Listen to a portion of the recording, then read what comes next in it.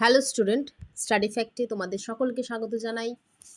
আশা করি তোমরা সবাই ভালো আছো, সুস্থ আছো, তোমাদের সকলের পড়াশোনা খুব ভালো চলছে।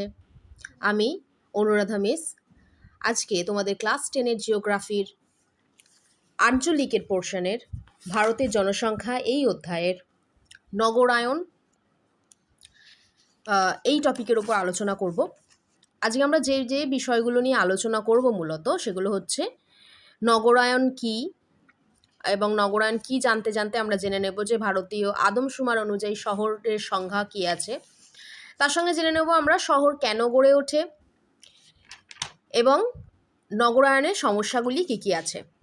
মূলত এই বিষয়গুলো নিয়েই আজকে আমরা আলোচনা করব।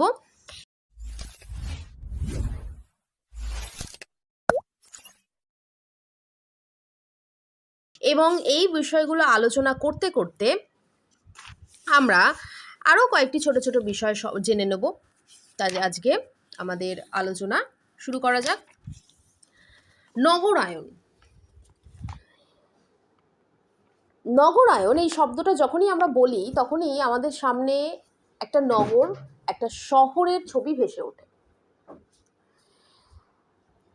এমন একটা জায়গা যেখানে সমস্ত সুযোগ সুবিধা আছে, যেখানে যাতায়াত ব্যবস্থা উন্নত, যেখানে স্কুল কলেজ খুব কাছাকাছি, যেখানে রাস্তাঘাট খুব উন্নত, যেখানে বড় বড় বাড়ি, মানুষ খুব বিভিন্ন বিলাসবহুল জীবনযাপন করে, সুযোগ সুবিধা অনেক বেশি ভোগ করে, সেই রকম জায়গাকে আমরা বলে থাকি সাধারণত নগর বা শহর। নগরায়ন হলো আসলে সভ্যতার সবচেয়ে উন্নত পর্যায়। মানে কোনো একটা সভ্যতা যখন উন্নতির চরম সীমায় পৌঁছায় তখন সেটা নগরে পরিণত হয়। ভালো করে যদি খেয়াল করো দেখবে মানুষ যখন প্রথম বসতি গড়ে তুলেছিল তখন কিন্তু তারা নগর গড়ে তোলেনি, তারা কিন্তু তখন তৈরি করেছিল গ্রাম। সেই গ্রামই কর্মধারার উন্নতির সাথে সাথে শহর, নগর, মহানগর, মেগা সিটি, পৌরপুঞ্জ প্রভৃতি অবস্থাতে পৌঁছেছে।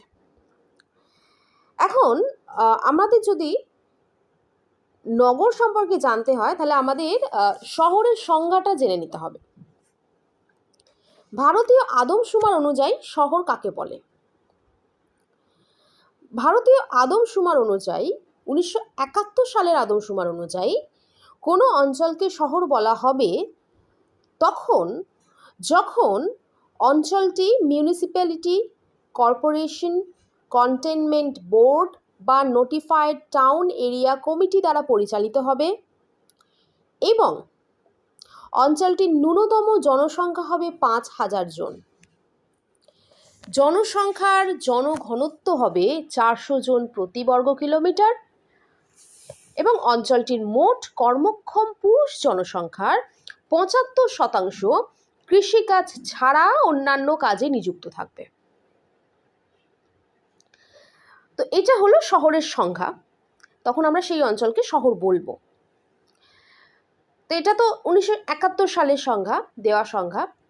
2001 সালে এই সংখ্যাটা সামান্য একটু পরিবর্তন করা হয়। সেখানে শহরের সংখ্যাতে যেটা বলা হয় যে 1971 সালের যে প্রথমের যে পয়েন্টটা, অর্থাৎ অঞ্চলটি মিউনিসিপ্যালিটি, কর্পোরেশন, কন্টেইনমেন্ট বোর্ড বা নোটিফাইড টাউন এরিয়া কমিটি দ্বারা পরিচালিত হবে, এই যে পয়েন্টটা বলা আছে সেই পয়েন্টটার সঙ্গে সম্পর্কিত যে অঞ্চলগুলো, সেই সমস্ত শহরকে বলা হবে স্ট্যাটিউটরি শহর। এই শহরগুলি রাজ্য সরকার বা কেন্দ্রশাসিত অঞ্চলের আইন দ্বারা স্বীকৃত এবং 1971 সালের সংখ্যার 2 নম্বর পয়েন্ট, যেখানে বলা থাকছে যে অঞ্চলটির ন্যূনতম জনসংখ্যা হবে 5,000 জন বা তার বেশি, জনসংখ্যার ঘনত্ব হবে 400 জন প্রতি বর্গ কিলোমিটার এবং অঞ্চলটির মোট কর্মক্ষম পুরুষ জনসংখ্যা 75% ও কৃষিকাজ ছাড়া অন্যান্য কাজে নিযুক্ত থাকবে। এই যে পয়েন্টগুলো, এই সঙ্গে সম্পর্কযুক্ত শহরকে বলা হবে সেন্সাস শহর। এগুলি কিন্তু রাজ্য সরকার বা কেন্দ্রশাসিত অঞ্চলের আইন দ্বারা স্বীকৃত নয়।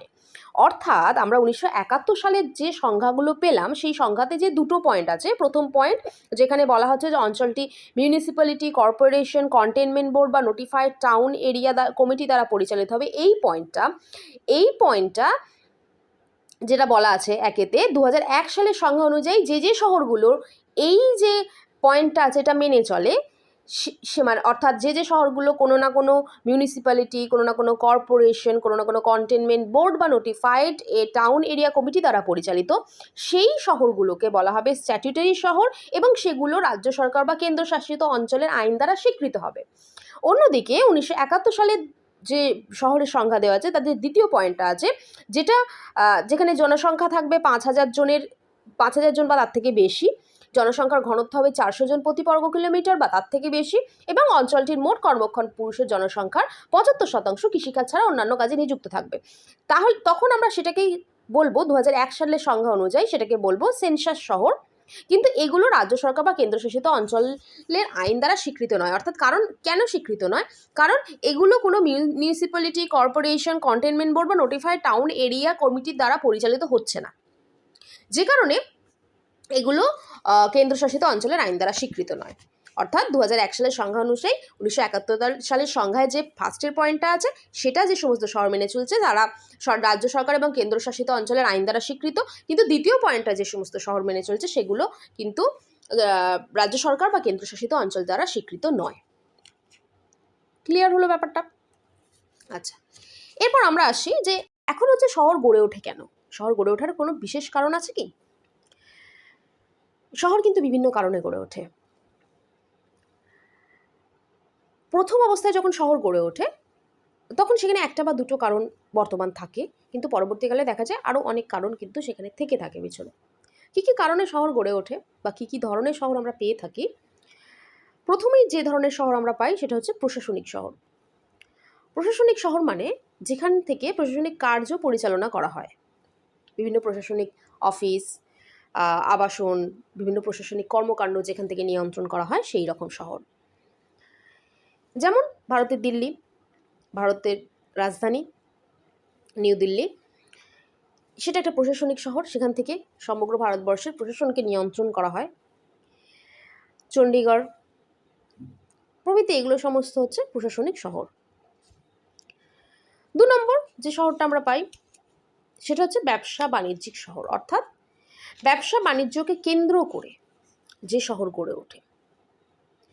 ব্যবসা বাণিজ্যের কারণে সেই সমস্ত শহরে বড় বড় অফিস, ব্যাংক, অন্যান্য আর্থিক বিভিন্ন প্রতিষ্ঠান, সংস্থা সেখানে গড়ে ওঠে এবং ব্যবসা বাণিজ্যকে কেন্দ্র করেই সেখানে এসে মানুষ বসবাস শুরু করে এবং সেখানে একটা শহর গড়ে ওঠে।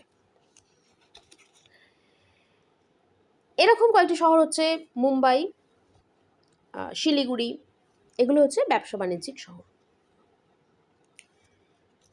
3 নম্বর উৎপাদন শহর। উৎপাদন মানে যে কোনো ধরনের উৎপাদন, শিল্প উৎপাদনও হতে পারে, খনিজ উত্তোলক অঞ্চলও হতে পারে। সেইগুলোকে কেন্দ্র করে, কোনো শিল্পাঞ্চলকে কেন্দ্র করে যখন কোনো শহর গড়ে ওঠে বা কোনো খনিজ উত্তোলন কেন্দ্রকে ঘিরে যখন কোনো শহর গড়ে ওঠে তখন সেগুলোকে আমরা বলতে পারি উৎপাদন শহর, অর্থাৎ উৎপাদনকে কেন্দ্র করে শহর গড়ে ওঠে, এটা একটা কারণ শহর গড়ে ওঠা। তো এরকম ভারতের কয়েকটি শহর হচ্ছে ভারতের জামশেদপুর, ভিলাই, এই সমস্ত শহরগুলো, এবং এগুলো হচ্ছে শিল্প শহর। জামশেদপুর, ভিলাই এগুলো হচ্ছে শিল্প শহর। অন্যদিকে রানীগঞ্জ, ঝরিয়া এগুলো হচ্ছে খনিজ ভিত্তিক শহর। এরপর 4 নম্বর হচ্ছে যোগাযোগ ব্যবস্থা ভিত্তিক শহর, মানে যোগাযোগ ব্যবস্থার উপর ভিত্তি করেও শহর গড়ে ওঠে, যেখানে বড় বড় রেল জাংশন, কোনো বড় রাস্তার সংযোগস্থল, বন্দর এই সমস্ত থাকে, তখন এগুলোকে ঘিরে শহর গড়ে ওঠে। যেমন মুঘল সরাই, এটা রেল জাংশনের নিকটে অবস্থিত একটি শহর। পারাদ্বীপ, এটা বন্দর কেন্দ্রিক একটা শহর, পারাদ্বীপ বন্দরকে কেন্দ্র করেই শহরটা গড়ে উঠেছে। এছাড়া হয় সাংস্কৃতিক শহর, যেখানে শিক্ষা, বিনোদন প্রভৃতির ওপর ভিত্তি করে শহর গড়ে ওঠে।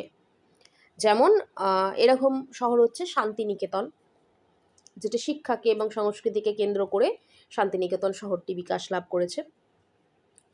এছাড়া থাকছে পর্যটন শহর। পর্যটনকে কেন্দ্র করে বা পর্যটনের কারণে যখন শহর গড়ে ওঠে, প্রাকৃতিক মনোরম দৃশ্য, নৈসর্গিক সৌন্দর্য, প্রকৃতির মনোরম জলবায়ু, এই সমস্ত কারণে যে সমস্ত অঞ্চলে প্রচুর পর্যটক আসে সেখানে অনেক হোটেল, রেস্টুরেন্ট গড়ে ওঠে। সেখানে বেশ কিছু মানুষ এসে বসবাস করতে শুরু করে, পর্যটন শিল্পের সঙ্গে যারা যুক্ত। তো তখন সেই সমস্ত অঞ্চলকে কেন্দ্র করে অঞ্চলটি ধীরে ধীরে শহরে পরিণত হয়। যেমন মুসৌরি, নৈনিতাল, দার্জিলিং, এইগুলো হচ্ছে এই ধরনের পর্যটন কেন্দ্র শহর। এছাড়াও ধর্মস্থান কেন্দ্রিক শহর, যেখানে কোনো ধর্মীয় বড় প্রতিষ্ঠান আছে, কোনো বড় মন্দির আছে, হ্যাঁ, বা ধর্মীয় দিক থেকে সেই জায়গাটার বিশেষ গুরুত্ব আছে, সেই সমস্ত স্থানে ধর্মকে কেন্দ্র করে অনেক সময় শহর গড়ে ওঠে। যেমন বারাণসী, মাদুরাই, বৃন্দাবন, তো এইগুলো হচ্ছে ধর্মীয় শহর। ঐতিহাসিক স্থান, ওই ইতিহাসকে কেন্দ্র করে বিভিন্ন ঐতিহাসিক নিদর্শন আছে, সেই সমস্ত কিছুকে কেন্দ্র করে ঐতিহাসিক স্থানকে কেন্দ্র করে সেখানে শহর গড়ে ওঠে, সেখানে মানুষের বসতি বাড়তে থাকে। যেমন আগ্রা, এরকম একটি ঐতিহাসিক স্থান। তো এগুলো হচ্ছে শহর গড়ে ওঠে, এই ধরনের শহর আমরা পাই এবং এই কারণে শহর গড়ে ওঠে। এবার এই শহরগুলো যে বিকাশ লাভ করে, অনেক ক্ষেত্রেই শহরগুলো কোনো কোনো শহর যেগুলো প্ল্যান করে তৈরি করা হয়, সেখানে প্রপার প্ল্যানিং থাকে সেই শহরগুলো গড়ে তোলার পিছনে। আবার কোনো কোনো শহর আছে যেগুলো প্রপার প্ল্যানিং ছাড়া নিচে থেকেই বিকশিত হয়। তো যখন কোনো শহর নিজে থেকে বিকশিত হয়, মানে অনেক লোক বাইরে থেকে এসে সেখানে বসবাস করতে আরম্ভ করছে এবং সেটা ধীরে ধীরে আস্তে আস্তে শহরের মর্যাদা লাভ করছে, সেখানে শহরের যে সমস্ত বৈশিষ্ট্য আছে সেগুলো আস্তে আস্তে প্রকাশিত হচ্ছে, সেই সমস্ত ক্ষেত্রে কিন্তু অনেক সমস্যা দেখা দেয়, কারণ সেগুলো আনপ্ল্যান্ড। মানুষ আছে, তার মধ্যে প্রায় 31% মানুষ শহরে বসবাস করে, কিন্তু তবুও শহর এবং নগরগুলি কিন্তু বিভিন্ন সমস্যার সম্মুখীন। মানে পুরো একটা উন্নত দেশে যত মানুষ শহরে বসবাস করে, অন্যান্য উন্নত দেশের যত মানুষ শহরে বসবাস করে, সেই তুলনায় কিন্তু এই সংখ্যাটা খুব কম। মানে 31% মানুষ, ভারতে 31% মানুষ মাত্র শহরে বসবাস করে, সেই তুলনায় ভারতের মতন একটা বড় দেশে যেখানে এত জনসংখ্যা, সেখানে এই সংখ্যাটা কিন্তু অনেক কম। অন্যান্য দেশে, অন্যান্য উন্নত দেশে কিন্তু দেখা যায় যে আরও অনেক বেশি সংখ্যক, বেশি অংশের মানুষ শহরে বসবাস করছে। কিন্তু ভারতবর্ষের এই 31% মানুষ করে, কিন্তু তা সত্ত্বেও ভারতের শহরগুলো কিন্তু বিভিন্ন সমস্যার সম্মুখীন হয়।